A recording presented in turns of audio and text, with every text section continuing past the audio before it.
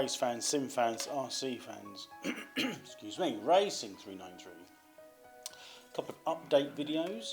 So I have been working on my Schumacher Fusion, my 3-speed nitro car. As you can see, I've painted the shell and added some decals on. So before I start, these are not perfect. I was going to put these decals on with water because I knew how difficult putting these on over the different contours of the body shell would have been.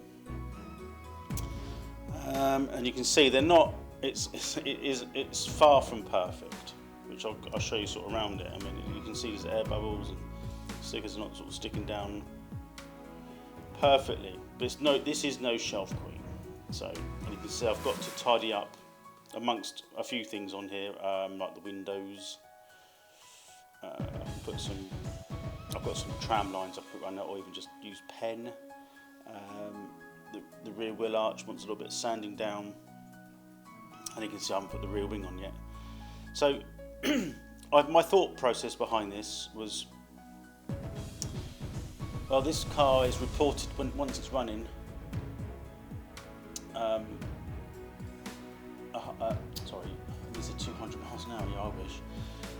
80 miles an hour, which is really fast as far as one of these are concerned. And my other thought is the body shell's going to get absolutely trashed if I'm controlling it.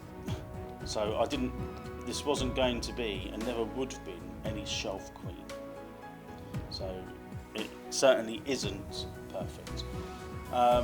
Things I've added on there that you probably wasn't aware of. I've got the roto start now on there. That fits and it works. I haven't started the engine yet, I must admit, but it works. I thought maybe the exhaust manifold was going to get in the way of the roto start itself, but it doesn't. I've also bought a few upgrades which I haven't got yet, so I have bought a new chassis. This one, let's see if I can turn it up a little bit. I'll show you around it so you can see. So alright, it's not bent, but it is. And I could paint it, just get like a purple, but I've got to strip it down to it. But I've got to strip it down anyway, so I thought I'd get a new one. Yeah, so I've got one of them. I've also got a new belt, which you can't see from here, but you can see it from there, and kind of the other side. There runs the length of the car, full drive. I've got just out of, I've got it stripped down. Might as well get a new belt. Why not? And I bought 2 diff rebuild kits. Just as a matter of course.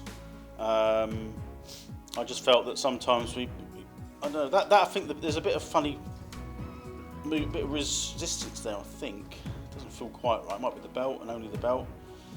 But when you turn the wheels, they feel a bit graunchy. So it could be just oil or grease. It could be really simple. But anyway, got that. And as you can see just then, got these wheels. Like a mini light variation, 3D printed. They're currently in their normal colour, like normal 3D printed colour plastic. I have got some different white to put on those. As I said before, the rear wing isn't on there, it's here. It kind of, that's not quite where it needs to go, but. And it's also the wrong colour, so that will be sprayed and put on, done. And that's about it really. Is there anything else? Yeah, I've got to drill a hole down there for the roto start, and I've also ordered is it Prolux? The automatic start glow starter. So I'm going to fit that inside and fit it somewhere I can reach it from outside the car without taking the body shell off. That will save me having to drill a hole in the top there for spark plug, the glow plug, glow stick, glow starter, whatever they're called. And I've got to drill a few holes in there just to allow some airflow through the engine. I will also probably drill a couple of holes in the front somehow. So it looks reasonably neat. So this is going to be based on, I've decided most of my cars are kind of retro based, so I'm going to base this one on a rallycross car. So the body shell doesn't quite fit perfectly. You know, this body shell is not made for this chassis. You have to kind of fettle the rear wheel arches, and you can see the front. I think these might be turned a little bit, not much, but they're not kind of in the right position. The Schumacher body shells which go on these kits kind of look out of scale. I suppose the AMG, there's a Mercedes one I've seen, doesn't look too bad. But I wanted to go down a specific route, so I've gone down a rally cross route. Because the rally cross cars do tend to be a bit more ad hoc. You know, where a rally car is kind of built and hot. Well, I don't want to use any sort of specific rules here because I'm going to sort of end up talking rubbish, but a rally car looks a little bit more scale-like if you from a distance, and a rallycross car tends to be a little bit more out of scale because of what they've done to them.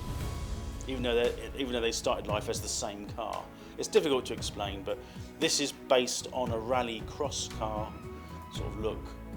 So that's my excuse to say it isn't quite perfect. But anyway, that's what I think. So anyway, that's that for now. We'll come back to that very, very shortly. Hopefully very soon have a running video once I've finished. And we can go from there. Okay, it's only a short video, so thanks for listening, thanks for watching, and bye for now.